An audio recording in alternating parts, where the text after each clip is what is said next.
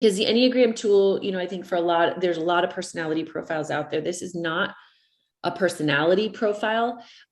This is really describing patterns and how we interpret the world, and actually manage our emotions. And I think for some of us, we do better at managing our emotions than others. And some of it depends on the day, and some of it depends on who's sitting across from us, and some of it depends on what someone else said to us. And that would have been my interpretation of like, I manage my emotions fine until they walk in the room, or I do just fine with the way that I look at the world unless something doesn't go my way. And so what can happen is we start to really outsource our power. And I even had an opportunity with a gal this first thing this morning who has just gone through the whole book study.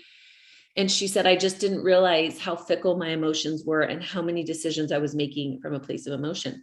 And I was like, wow, it's good to know.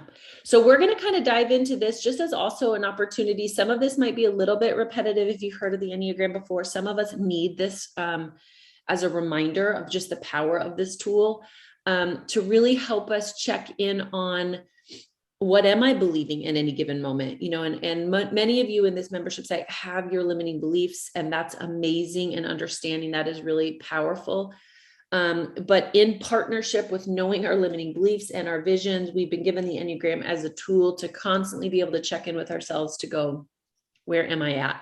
How am I defining this moment? How am I being impacted on an emotional level from the way that this person is responding? And it really is just going to be an opportunity today to check in and to say, am I taking responsibility for the way that I'm interpreting this moment and for the way that I'm managing my emotions? So that's what it is. So if you're taking some notes, as we dive in the Enneagram, that's really what it's for. It's a tool to help us identify how I'm interpreting the world at any given moment, and how I'm managing my emotions at any given moment.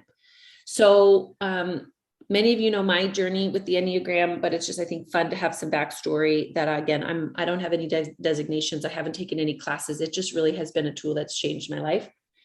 Coffee, Jesus, and the Enneagram. Let's be honest. Those three things. What else do you need? Coffee, Jesus, and the Enneagram. And there was a time in my life, actually, when we were traveling the country in an RV, when I was ready to lose my shit, that I actually read it as often as the Bible.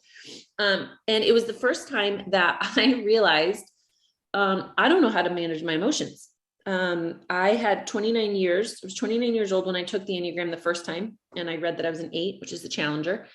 And I resonated with a good amount of it, but there was a lot of it that I didn't resonate, because, and not that I was perfect at the time, I resonated with a lot of the healthy attributes of an 8, but I did not resonate with as many of the unhealthy attributes of an 8. But I was really committed to it. I know that I'm not perfect, but why am I not resonating with these unhealthy habits? Come to find out, we're going to kind of dive into this today, but I was actually in a pattern of stress. So I didn't look like an 8. I looked like an unhealthy 5, which was isolated, right, wrong, investigates, everything needs to be perfect. There needs to be routine. There was a lot there. And I realized that I had been in stress for 29 years, which is why I had been numb to a lot of my life, which is why I had never really felt emotions, to the point that I even gave birth to my first son and didn't feel a damn thing, which is scary as a mom, because you hear in moments where people are like, oh my gosh, it's the best thing in the world. Didn't you feel so much love? And you're like, something's not right. Then they chalk it up as postpartum. And so I was like, okay, well, maybe this is normal. And I just kept kicking the can down the road until I took the Enneagram, realized that I was an 8, only to find out that I've been living in stress, started to deal with some of the things that caused that, and then was a train wreck with my emotions. So my husband and I decided to travel the country in an RV.